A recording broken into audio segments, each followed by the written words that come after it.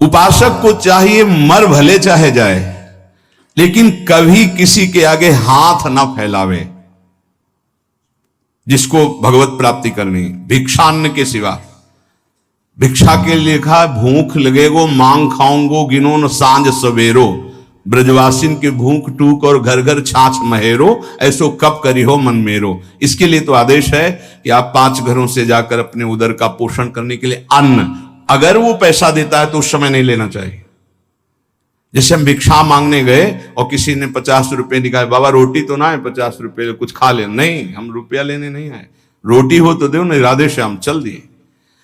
भक्त तो वही परिपक्व अवस्था को प्राप्त होता है जो कभी ऐसे नहीं करता, अर्थ नहीं मांगता। भक्त की शोभा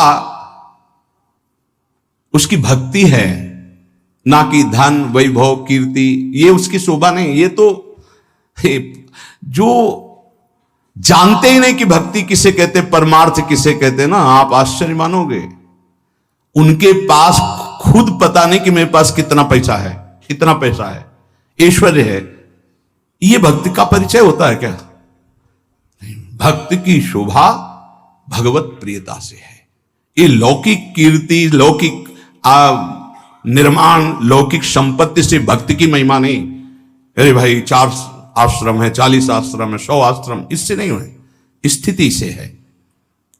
भक्ति की शोभा भक्ति से है, भगवत प्रियता से है।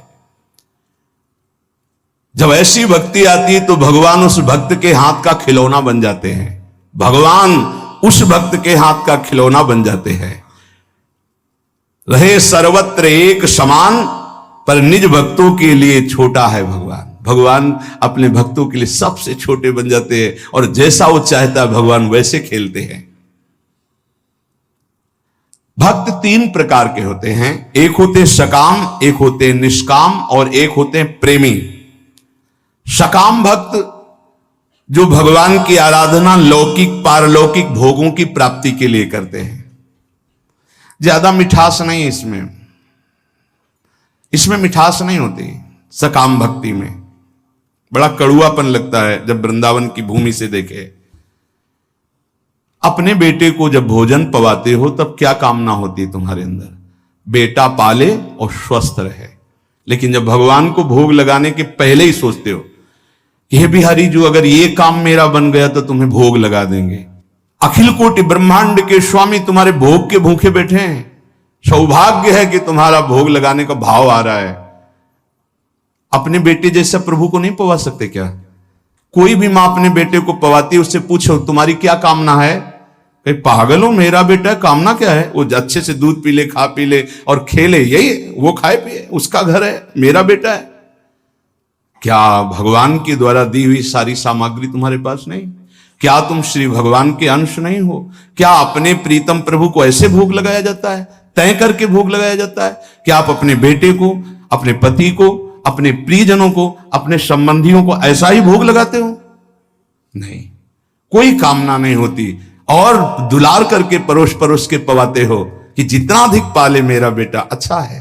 तो मेरे प्रभु, तो सकामता में मिठास नहीं होती, एक लेन देन का व्यापार होता है, उसको प्रभु से कोई प्रियता नहीं होती, इसलिए खास कोई बात नहीं हुई। पर इतना ही भगवान की महिमा है कि वो इनको भी उदार कह रहे हैं कि जो अर्थार्थी आर्त है, जिज्ञासु है, ज्ञानी है, उसमें आर्त और अर्थार्थी भी उदार ही हैं, क्योंकि वो मेरे से मांग रहे हो। वो भगवान की उदारता है। वो क्या, इसमें कोई स्वाद नहीं लगता, छरछराहट सी लगती है अंदर। आपको फूल बंगला बनवा देंगे, आप हमारा ये काम कर दो। अरे जिनके एक संकल्प से अनंत ब्रह्मांडों की सुगंध और पुष्प वाटिकाएं ऐसे देववन हैं कि आप लुभायमान हो जाएं, बेहोश हो जाएं, ऐसी सौरभ है वहां। कल्पतरु, मंदार, पारिजात आदि विविध वृक्षों से परिपूर्ण देववन, ऐसी ऐसी दिव्य वाटिकाएं। कैलाश की शोभा पढ़ो, वैकुंठ की भगवान का कितना बड़ा वैभव है। उनको तुम 2-4 लाख के बाहरी फूल मंगा के बिना सुगंध वाले, नीले पीले रंग दिखाई देते, सौरभ थोड़ी। भगवान उससे प्रसन्न नहीं होते। सही मानो, आज तक जो शास्त्रों में स्वाध्याय हुआ और संतों की कृपा से भगवान सिर्फ अपनेपन से प्रसन्न होते हैं, अपनापन। और वो अपनापन सकामी पुरुष दे नहीं सकते, बीच में पर्दा रहता है, भगवान और हम और भगवान आप हमारा ये काम कर दो, हम आपके लिए मंदिर बनवा देंगे। हाँ, ऊसर में बैठे हैं, तुम मंदिर नहीं बनवाओगे तो अभी, अरे भाई अनंत ब्रह्मांडों का सृजन केवल एक पलक झपकने में हो गया जिनके, भ्रकुटी विलास सृष्टि लय हुई। कैसा अपने बेटे के लिए घर कैसे बनवाते हो? इसमें बहू बेटा रहेगा, इसमें हम रहेंगे, इसमें बड़ा रहेगा, इसमें छोटा रहेगा। मंदिर भी हम ऐसे बनवाते, भोग भी हम अपने बेटे जैसा लगाते। अपनापन नहीं तो भगवान न भोग पाते हैं ना मंदिर में बैठते हैं। ध्यान रखना, अपनापन सारा खेल भाव का है। लाला बाबू के जब श्याम सुंदर चंद्रमा ठाकुर जी विराजमान हुए तो मंत्रों के द्वारा प्राण प्रतिष्ठा हुई, तो लाला बाबू नजदीक गए और भाव में भरकर जे प्रभु को हृदय से लगाया। बोले आ गए प्रभु, बोले प्रमाण दीजिए। माखन जो भोग लगाने के लिए लाया गया था ऐसे माथे पे रख दिया, तो जब तक शरीर में गर्मी नहीं होगी तो माखन कैसे, पूरा माखन पिघल करके बह गया। बोले प्रभु आ चुके हैं। भाव, प्रभु कहां थे? भाव, जहां भाव किया, भाव मेरे प्राणनाथ, मेरे जीवन धन। सकाम भाव में बहुत कड़वाहट है, वृंदावन की भूमि से देखने पर बहुत कड़वाहट है, वो कोई खास बात नहीं है। अरे भगवान के आंसू निकल आए महाराज।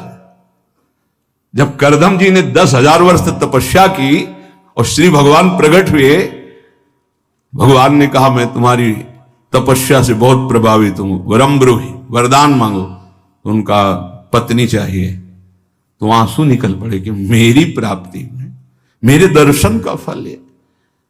उसी से बिंदु सरोवर बना, भागवत में वर्णन है।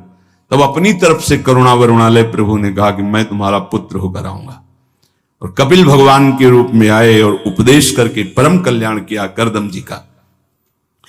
सकाम भक्त जो लौकिक पारलौकिक विषयों की मांग पे मांग प्रभु से करते रहते हैं और भगवान की भक्ति भी करते हैं। वो भक्ति करते ही इसीलिए हैं कि ये करूंगा तो ये मिल जाएगा, ऐसा करूंगा तो ये मिल जाएगा। दूसरे हैं निष्काम भक्त, ये मीठे हैं। निष्काम भक्त इसमें मिठास है, क्योंकि ये केवल दो के लिए ही साधना करते हैं, या तो ज्ञान प्राप्त होकर मोक्ष की प्राप्ति हो जाए या भगवत प्राप्ति हो जाए। दो ही होते हैं निष्काम में। ये निष्कामता की मांग दो प्रकार की, इसमें भी मांग है मैं मुक्त हो जाऊं या भगवान को प्राप्त हो जाऊं, सारिष्ट सामीप्य सारूप्य आदि मोक्ष। लेकिन तीसरे जो भक्त हैं ये मीठे ही नहीं हैं, ये रस भरे हैं, जिनको प्रेम लक्षणा भक्ति कहते हैं। ये सारिष्ट सामीप्य सायुज्य एकत्व आदि कैवल्य पदादि भी दीयमानम न ग्रहणंति बिना मत सेवनम जनाहा, ये सब मोक्ष पदवी देने पर भी स्वीकार नहीं करते, आपके सिवा मुझे नहीं चाहिए। इनका जो स्वरूप है सदा सर्वदा प्रेमोन्मत्त रहते हैं। सकाम भक्त मिठास नहीं, निष्काम भक्त मिठास युक्त, क्योंकि मोक्ष पदवी अखंडानंद, भगवत प्राप्ति परमानंद। लेकिन इनसे भी बढ़कर के जो दीयमानम न ग्रहणंति बिना मत सेवनम जना, वो प्रेमी भक्त वो रसोन्मत्त रहते हैं। प्रेमी भक्त वो प्रेम रस सीधाम वृंदावन प्रदान करता है, गुरुदेव प्रदान करते हैं, प्रेमी महाभागवत जन प्रदान करते हैं। वो किसी भगवान से किसी भी तरह की कोई चाह नहीं, न मोक्ष की न भगवत प्राप्ति की, कि हमारा कल्याण हो जाए, मंगल हो जाए, आप हमें नहीं। बस जेहि विधि प्रभु प्रसन्न मन होई, करुणा सागर कीजे सोई। जिस तरह आपका मन प्रसन्न हो, आपको लगे कि दर्शन देना तो आ जाना, आपको न लगे मत आना। बस हम रो रो करके आपके नाम को पुकारते रहेंगे, आंसुओं से भिंगो भिंगो कर नाम जपते, राधा राधा राधा। हमें कुछ नहीं चाहिए, आपको आना हो आ जाना, आपको ना आना हम रोते रहेंगे, पुकारते रहेंगे, ये हमारा विषय। पर वो आप स्वतंत्र हो। जे विधि प्रभु प्रसन्न मन होई, करुणा सागर की जैसे। ये बहुत ऐसे भक्त भगवान को अधीन कर लेते, क्योंकि भगवान का एक नाम है प्रेमाधीन, प्रेम के अधीन हो जाने वाले। सृष्टि स्थियंत कारणीम ब्रह्म विष्णु शिवात्मिकाम सायाति संज्ञाम भगवान एक एव जनार्दन। हमारे प्रभु ही जब सृष्टि रचना का समय आता है तो ब्रह्मा रूप धारण कर लेते हैं, पालन करने के लिए विष्णु रूप धारण कर लेते हैं, और विनाश लय करने के लिए रुद्र रूप शिव रूप धारण कर लेते हैं। इसलिए हमारे प्रभु महान जगन नियंता हैं। ऐसा भाव उपासक के जब हृदय में आ जाता है तो किसी अन्य का आश्रय नहीं लेता, अन्य का आश्रय नहीं लेता। सही बात मानो, माया का बड़ा प्रभाव है। आप सोचो इस जगत में कितने धनी होंगे। जितना त्रिभुवन में आप धन देख रहे हैं कुबेर जी के एक खजाने के कोने में रखा है। अपार धन वैभव के स्वामी, रिद्धियां सिद्धियां नौ निधियां कुबेर। और जितना कुबेर के खजाने में लक्ष्मी जी के चरण के एक चिन्ह में है, ऐसी महालक्ष्मी स्वयं भगवान के चरण चापती रहती हैं। ऐसे भगवान के सेवक के सामने कुछ समझ में आएगा उसको? सुरपति नरपति लोकपति जिनके भाव है घास। क्यों? क्योंकि ऐसे प्रभु के सेवक हैं। यहां जो वर्णन किया जा रहा है कि उन्हीं से ब्रह्मा, उन्हीं से विष्णु, उन्हीं से रुद्र, वो हमारे स्वामी हैं। अब हम किसका आश्रय लें, किसके आगे हाथ पसारें, किसकी तरफ देखें? समझो, जो संसार में जो कुछ भी है, इसकी प्राप्ति के लिए जो भगवान का भजन करते हैं वो बहुत अनजान में है। जैसे हीरे के बदले कांच लेना चाहते हैं, ऐसे भुलावे में है। मणिगण पुंज ब्रजपति छाणत हित हरिवंश कर गई कंचु। नाम जप कर रहे हैं और चाहते हैं संसार की वस्तुएं, तो मानो महान कीमती मणि के बदले में कांच खरीद रहे हैं। जो अपनी कीर्ति, अपनी प्रतिष्ठा, भगवदी आनंद को छोड़कर लौकिक आनंद की चाह के लिए भजन करते हैं, वो भी बड़े भुलावे में हैं। सच्चा उपासक सर्वत्र भगवान को देखते हुए, सब में भगवान को देखते हुए, कोई चाह न रखते हुए निरंतर भगवान की प्रसन्नता के लिए भजन करते हैं। इससे मेरी प्रिया जो प्रसन्न हो जाए। जब हमारा भजन का मतलब क्या है? पुकारना, राधे श्याम, राधा वल्लभ, राधा राधा राधा। हम पुकार रहे अपने स्वामी का, स्मरण कर रहे हैं। कहीं भी महत्व ना हो जाए, कहीं ना महत्व हो। बहुत विचित्र माया है ये। हम बार बार प्रार्थना कर रहे हैं, इस बात को आप कृपा करके समझने की चेष्टा करें। प्रभु के समान सिर्फ प्रभु हैं, दूसरा कोई नहीं। इतना बात समझो, प्रभु के स्थान पर कोई ना आ जाए। ये बड़ी माया प्रवीण है कि प्रभु के स्थान में कोई वस्तु व्यक्ति स्थान भेज सकती हो, कोई भी। बस आपकी चतुरता इसी में कि प्रभु के स्थान में केवल प्रभु रहने चाहिए। ये आप देख लीजिए, इसकी पहचान है कि जब वो प्रभु से बढ़कर कोई वस्तु बना के माया भेजेगी तो प्रभु को भूल जाओगे आप। आपकी दृष्टि में जहां प्रभु से बढ़कर हुई तहां प्रभु को भूल जाओगे। प्रभु को भूल गए तो अभी आपकी भक्ति बहुत ही कमजोर है। अब आप ये देख लीजिए, जब आप टीवी देखते हैं तो आपका निरंतर मंत्र चलता है। जब आप किसी से बात करते हैं तो वृत्ति भगवान में होती है नहीं। जब आप भोजन करते हैं तब वृत्ति भगवान में होती है। जब आप चल रहे होते हैं तो वृत्ति कहां होती है? ये सब बातें, अगर आप किसी व्यक्ति से बात कर रहे हैं, प्रभु को भूल गए अंदर से, तो व्यक्ति बड़ा हो गया, प्रभु का स्मरण छूट गया, प्रभु छोटे हो गए। आप कोई रुपया पैसा, भोग सामग्री, कोई दृश्य, मनोरंजन, प्रभु का नाम छूट गया, वो ज्यादा हो गया। किस कोटि के भक्त हो?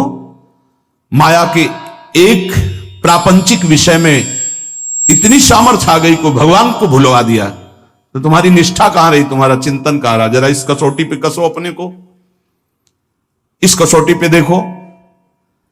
ये देखी हुई बात यहां की कहते हैं। इस कसौटी पे कस के देखो। टीवी चल रही हो, आप देख रहे हो, आपका बिल्कुल कोई भी दृश्य चित्त अपहरण न करने पावे। हर सेकंड आपका मंत्र चल रहा है, विजयी। बाजार में घूम रहे हो, सब कुछ देख रहे हो, लेकिन मंत्राकार वृत्ति, विजयी। कोई व्यक्ति सामने है, उससे बात कर रहे हो, लेकिन भाव में एकदम भरे हुए, एकदम भगवान का विस्मरण, एक सेकंड का, विजयी। अच्छे अच्छे पदार्थ सामने रखे, खा रहे हो, लेकिन चिंतन प्रभु में विजयी, विषयाम गृहणंत मुंचंतुआ। भगवत पार्षद हो, कोई साधारण नहीं हो तुम, भगवत अंश हो, भगवत पार्षद हो, अपने स्वरूप को पहचानो, जागो। ये माया तुम्हें परास्त नहीं कर सकती, तुम स्वयं परास्त होना सीख गए हो, इसलिए परास्त हो रहे हो। तुम्हें कोई परास्त नहीं कर सकता, भगवत शक्ति संपन्न हो, भगवत अंश हो।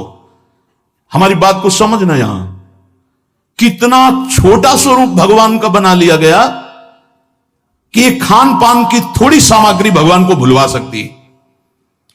एक साधारण प्रियता वाला व्यक्ति भगवान को भुलवा सकता है। वो अपना स्थान इतना जोर कर लेगा, प्रभु भूल जाएंगे। कैसे भक्त हो? अरे जिनके एक इच्छा मात्र से ब्रह्मा विष्णु महेश सृजन पालन संहार करते हैं, वो हमारे प्रभु हैं, स्वामी हैं। उनका विस्मरण हो गया, ऐसी कोई वस्तु आ गई। इसलिए नारायण स्वामी कहते, ब्रह्मादि के भोग सब विष समो लागत ताही, नारायण ब्रज चंद की लगन लगी है जाही। उसे ये बहुत अच्छा है कि जब आप लोग प्रसाद पाते हैं, एक दिन साथ में आपके जब बैठे, तो जो राधा राधा राधा और एक ऐसा भागवती, इसमें तो आपको बड़ा सहयोग मिलता है भगवती स्मरण में। ऐसा ही अंदर से चलना चाहिए। जब आप हर समय अलग हो, मान लो भोजन पाते समय श्रवण इंद्री में तो नाम पड़ रहा है, लेकिन अंदर से भी चलना चाहिए हर समय। जीवन का लाभ क्या है? अखंड स्मृति। उसको हानि में क्यों बदल रहे हो? हानि हरिवंश के नाम अंतर पड़े, लाभ हरिवंश उच्चरत वाणी। पकड़ो, भक्ति का मतलब क्या है, भगवत मार्ग का मतलब क्या है, परमार्थ का मतलब क्या है? अखंड स्मृति। और इस स्मृति को हर वस्तु व्यक्ति स्थान छीनना चाहता है, चाहे वो राग से चाहे द्वेष से। आप अंदर से देख लो। इसीलिए पूज्य पादुड़िया बाबा जी कहते हैं, पूरा संसार एक तरफ और तुम एक तरफ, तुम्हें युद्ध करना है। किस बात का युद्ध? मारकाट नहीं, तुम्हारी स्मृति का अपहरण कोई ना कर पावे। राधा राधा राधा राधा, तुम्हारी याद जो भगवत याद है, अगर वो भूल रही है, अब घाटा हो गया। कह हनुमंत विपत्ति प्रभु सोई, जब तो सुमिरन भजन हो। ये बात यहां पकड़ा है, यहां देखा है। जहां जहां हमें लगा कि इस चीज से छूट जाएगा, उससे परिपक्व किया है। कोई भी विषय ऐसा नहीं जो हमें भगवान का विस्मरण करा दे। हम हर जगह अपने आप को परिपक्व करना सीखें, अपने को बचाना नहीं, अपने को हटाना नहीं, अपने को उसी में खड़ा करके परिपक्व करना सीखें। बीच बाजार में बैठे समाधिस्थ रहे, तब तो भजन का लाभ समझ में आएगा। बाण बनाने वाले के पास से पूरी सवारी निकल गई, उसको एक शब्द नहीं सुनाई दिया, और तुम मंत्र और भजन में चित्त लगा रहे हो, तुम्हें चार आदमियों की बात सुनाई दे रही। अरे राजा की सवारी तो नगाड़ा बज रहा है और शोरगुल हो रहा है, जय जयकार हो रहा है, उसको एक शब्द नहीं सुनाई दिया। केवल बाण का नोक बना रहा था, जिसे दत्तात्रेय जी ने 24 गुरुओं में एक गुरु बनाया, और तुम नाम जप कर रहे हो, तुम्हें कोई शोरगुल नाम छुटवा दे, कैसे साधक हो? विचार करके देखो। तो उपासक को अपने उपास्य देव की उपासना जो गुरु प्रदत्त है, उसी से संबंधित बातें सुननी चाहिए, अन्यथा कान बंद रखना चाहिए। नहीं तो फिर वो दोष जो वो आ जाता है। अमुक पाठ कर लें, अमुक स्तोत्र कर लें, अमुक रक्षा कवच कर लें, इन पर विश्वास है, 4 कण रज के लेके पूरे शरीर में लगा लिया वृंदावन की, इससे बड़ा कोई रक्षा कवच नहीं है। अरे इसी रज को ऐसे ऐसे करके भगवान की रक्षा कवच में भगवान का नाम उच्चारण किया जा रहा है। भागवत में पढ़ के देख लो। ये वो रज है जो भगवान स्वयं अपने मस्तक पर धारण करते हैं। नहीं समझ में आया? अनुब्रजाम में हम नित्यम कुए त्यंग रेणु भी, और कुछ न समझ में आवे तो कह रहे भक्त चरण रज लेने के लिए पीछे पीछे डोलता हूं। तो ये तो महाभागवतों की प्रेममयी आंसुओं से भींगी हुई भूमि है, और स्वयं प्रिया चरण रज जान के लुठत रसिक सिरमौर। इसलिए अपने भजन रस सिद्धांत को समझे, और जब गुरु प्रदत्त ही होना चाहिए। ये महाभागवतों की बात कर रहे हैं। ऐसा नहीं कि कहीं पढ़ लिया आपने कि ये इतने महीने जपने में ये सिद्धि आ जाएगी, भूल मत करना। गुरु प्रदत्त नाम और मंत्र के सिवा कहीं भी हमारी रुचि नहीं रह जानी चाहिए। कि थोड़ा 5 माला ये कर लेते हैं कि उससे सपोर्ट हो जाएगा और इससे ये हो जाएगा, और फिर अपना गुरु मंत्र जप लेते हैं। ऐसे आते हैं प्रश्न। वो बाहर के होंगे अपने रसना कटो जो अन रटो, गुणानुवाद अपने आराध्य देव का, श्रवण फूटो जो अन सुनो। ये महाभागवतों की रस की बात है। भक्ति के विघ्न को बर्दाश्त ना करना, ये भक्त का स्वभाव होना चाहिए। हम लोग बहुत ढीले हैं, भक्ति के विघ्न को हम विघ्न ही नहीं मानते। कितनी देर से भजन छूटा है तुम्हारा, कितनी देर से तुम प्रभु से विमुख हो उस वस्तु व्यक्ति स्थान के प्रलोभन में। बड़ा विचित्र है। बहुत सावधान, बहुत सावधान। माया की चकाचौंध भुलवा देती है हरि को, चकाचौंध भुलवा देती है। संसार का आकर्षण इतना बड़ा है, यही तो बड़ा विचित्र। और भूले तो भूले तुम जिन भूलो मालाधारी, स्वामी हरदास जी कहते। अरे और तो भूले ही है, तुम क्यों भूलते हो? तुमने तो उनका माला पहन लिया, कंठी पहन ली। उनसे बड़ा कोई है? उनसे बड़ा कोई है? अपने स्वामी से बड़ा कोई नहीं। चर्चा किसकी हम करेंगे? गुणानुवाद किसका करेंगे? अपने प्रभु का। बता रहे हैं विश्व ब्रह्मांड में जितना धन है कुबेर के कोने में है, कुबेर के पास जितना खजाना है लक्ष्मी जी के एक चरण चिन्ह के कोने में है। वो लक्ष्मी जी जिनके चरण सहलाती रहती हैं वो हरि हैं, और वो हरि जिनके चरणों में महावर रखते हैं हमारी प्रिया जो है। इसके आगे बोलो, पूर्णता प्रेम की, क्योंकि प्रिया जो कौन है? पूर्ण प्रेम, शांद्रा आनंद घन प्रेम मूर्ति किशोरी। अब हम चर्चा किसकी करेंगे? नीचे करेंगे किसी की? अरे सुरपति नरपति लोकपति जिनके भाव है घास। समझे में नहीं आ रहा, समझे में नहीं आ रहा। बहुत विचित्र है, बहुत विचित्र, अति विचित्र भगवंत गति। हाथ सामने अनंत ब्रह्मांडों के स्वामी की महिमा और एक तरफ माया की महिमा। स्वामी को धक्का लगा के बाहर, माया को अंदर। ऐसा प्रभाव माया का है, बड़ा विचित्र। जिस समय सोने की थाल और कटोरी सब लगा के लक्ष्मी जी बूढ़ी के रूप में ना भगत से प्रसाद पाया, बोले ये जूठे पात्र हम दोबारा नहीं रखते। अरे मैया तू तो रुक, अब यहां नारायण बैठे थे। बोले जा ये रहते हैं ना साधु बाबा सन्यासी जन, हम वहां टिकते नहीं ज्यादा दिन, तो इसलिए बोले स्वामी जी झोला उठाओ आप अपना चलो। बोले नहीं बेटा हमारी तो इच्छा थी आज रात्रि। बोल ना माता जी रहेंगी, पिताजी को भगा दिया। जो पिताजी गए माता जी अंतर्ध्यान हो गई, क्योंकि नारायण की भी लौट टिक नहीं सकती। ये खेल है, समझ लो। अच्छे अच्छे नारायण को छोड़ दें, ऐसा है माया का प्रभाव। भक्त भक्ति के विघ्न को बर्दाश्त ना करे, चाहे कोई वस्तु हो, व्यक्ति हो, स्थान, कुछ भी हो। जो मेरे प्रभु का विस्मरण करा रहा, बर्दाश्त नहीं होना चाहिए। लेकिन आप खूब बर्दाश्त कर लेते, चैन से बर्दाश्त कर लेते। नहीं, देख लो अपने लोग कितने प्रमादी हैं कि इस बात से हमें दुख नहीं होता। तद विस्मरण परम व्याकुलते, आराध्य देव का विस्मरण हो रहा है, मुझे चैन है। बहुत विचित्र बात है। सत्संग छूट गया, तुम्हें बेचैनी नहीं हुई? तुम्हारी दिनचर्या टूट गई, तुम्हें बेचैनी नहीं हुई? तुम्हारा नाम छूट गया, तुम्हें बेचैनी नहीं हुई? नहीं, किसी भी स्थिति में नहीं। विचार करो, पूज्य राधा बाबा के चरित्र में जरा अंदर गांठों से गठिया बात इतना बढ़ा हुआ था कि बाबा एक कदम नहीं चल सकते थे। और गंगा जी की रेती में सत्संग हो रहा था, तो पूज्य बाबा को कौन सा ज्ञान नहीं, आप हमें बताओ।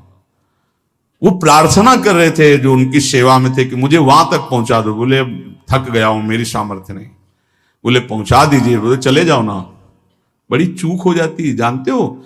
जब हम चरित्र पढ़ते हैं महापुरुषों के, तब लगता है वो महापुरुष है। जब सेवा में होते ना पास, तो नहीं लगता। देखो कैसे उत्तर दे रहे हैं बाबा को, इतना ही प्रिय तो आप चले जाओ, हम तो थक गए हैं। प्रसंग है, पढ़ के देख लेना कि बाबा ने एक बांस उठाया और कहा क्या तुम जानते हो श्री कृष्ण में वहां तक नहीं पहुंचाएंगे? पहुंचाएंगे। और कढ़िलते हुए बांस के सहारे से इतनी दूर तक पहुंचे जहां से सत्संग सुनाई दे रहा था। क्या सत्संग में बाबा को जानना है? सर्वज्ञ महापुरुष हैं, पर है कोई सत्संग की महिमा? क्या हमारे अंदर चुभता है कि आज का सत्संग छूट गया? क्या चुभता है आज का वाणी पाठ छूट गया? अरे जिस सभा में हम बैठकर वाणी गायन हो रहा है उसमें बैठे, प्रियाजू का यश हो रहा है, साधु मंडली में बैठे, इससे बड़ा सौभाग्य क्या? क्या हम जलते हैं कि आज हमारा इतनी देर से भजन छूट गया? क्या हम कभी रोए कि हमारी सेवा छूट गई? प्राणांतक कष्ट हो तो भी सेवा नहीं छूटनी चाहिए। प्राणांतक कष्ट हो, अगर हम शकिल पाते हैं तो शकिल शकिल करके वो सेवा कर देंगे। हमारे गुरुदेव की, इष्ट देव की सेवा, ये केवल प्रवचन ही नहीं, गुरु प्रताप से कह रहा हूं, भक्त को भक्ति के विघ्नों को बर्दाश्त नहीं करना चाहिए। बता देना कि हम आज उठने लायक भी नहीं, पर ये सेवा पहुंचा दो, इस सेवा पहुंच जानी चाहिए, मेरी सेवा नहीं टूटनी चाहिए। ना सेवा में प्रीति होगी, ना नाम छूटने में तुम्हें जलन होगी, ना तुम्हारी पाठ में प्रीति होगी, ना तुम्हारी इष्ट देव की अपनेपन में स्थिति होगी, तो होगा क्या? भक्ति के विघ्न को आप क्यों बर्दाश्त कर लेते हैं? ये आप देख लीजिए। हमें लगता है जितना इष्ट और गुरु का दुलार मिलता है तो हम उसको पहचान नहीं पाते। हमें लगता है संसारिक तौर तरीके से लगता है, हमें नहीं लगता कि हम पर अपार कृपा है। पांचवा, भक्ति के फल को गुप्त रखना। ये पांचों आज ये बहुत बड़ी महान बातें हुई। अपने स्वरूप का बोध, अपने इष्ट के स्वरूप का बोध, जो गुरु प्रदत्त साधन उस पर निष्ठा, जप और गुणानुवाद अपने आराध्य देव का ही, भक्ति के विघ्नों को बर्दाश्त न करना, और ये भक्ति के फल को गुप्त रखना। जो हमारे इष्ट और गुरुदेव की कृपा से आध्यात्मिक उन्नति हो रही, उसे कभी ना बोले, ध्यान रखना, नहीं वहीं रुक जाएगी, बंद हो जाएगी। पकड़ो इस बात को, अपनी स्थिति कभी नहीं व्यक्त करनी चाहिए। इसमें पांचवा, भक्ति के फल को गुप्त रखना चाहिए। आपको स्वप्न में अच्छे स्वप्न आ रहे हैं, दिन में कोई अनुभूतियां हो रही, गुरु कृपा प्राप्त हो रही है, आपको प्रियता मिल रही है, भागवतिक आंतरिक उन्नति हो रही, बिल्कुल गुप्त, कुछ नहीं बोलना। बोले नहीं गुरु से तो बोल दे, क्यों? गुरु अल्पज्ञ है क्या? तुम बाजार से लाए स्थिति, गुरु ने दी है, उनको बताने की जरूरत क्या है? उनको बताने का मतलब अपने अहम को पुष्ट करना नहीं, फिर स्थिति नहीं रहेगी। ना गुरुदेव से कहनी है ना किसी से। गुरुदेव से क्यों नहीं? उन्होंने ही दिया भाई, उनसे क्या कहना है? उन्हीं की तो प्रदत्त वस्तु है, गुप्त शांत। एक दृष्टि में सब कुछ पता चल जाता है गुरुदेव को कि आप कहां हो, आपकी स्थिति क्या है, आपको बताने की जरूरत नहीं। ये पांचवी बात बहुत समझी जाए, अपने भक्ति के फल को कभी प्रकाशित ना। अब आपकी कृपा से निरंतर मंत्र चल रहा है, बंद हो जाएगा? कहीं भी बोल दो बंद हो जाएगा, देख लेना। बहुत इससे हमें लगता है आपका अब निरंतर भजन होता है, कहां आपकी कृपा से जो कुछ हो जाता है, अब आप देख लो जैसा निरंतर, तो कहां देख लो, तो झूठ भी नहीं होगा। क्योंकि कभी तो हम गाढ़ निद्रा में सोते होंगे, तो मुझे तो पता नहीं उस समय चलता है कि नहीं चलता, अब आप जानो। कभी भी अपने भक्ति के आंतरिक वैभव को प्रकाशित ना करें। पहला है अपने स्वरूप का निरंतर चिंतन रखो कि हम प्रियाजू की प्रिय सखी हैं। दूसरा, अपने आराध्य देव के स्वरूप का कि महामहिम इन्हीं के सब कुछ अधीन है, हमें किसी और के सपोर्ट की जरूरत नहीं है, और की आराधना की जरूरत नहीं। तीसरा, जो गुरु प्रदत्त साधन है उसी में हमारी रुचि होनी चाहिए, उसी नाम में, उसी मंत्र में, और उन्हीं के गुणानुवाद में। और चौथा, भक्ति के विघ्नों को बिल्कुल बर्दाश्त न करे, जो हमारे प्रभु का विस्मरण करा दे उससे बचने की कोशिश करे। पांचवा, भक्ति के फल को गुप्त रखे, भक्ति के अनुभव को गुप्त रखे। शेष चर्चा आगे। श्री राधा वल्लभ लाल की।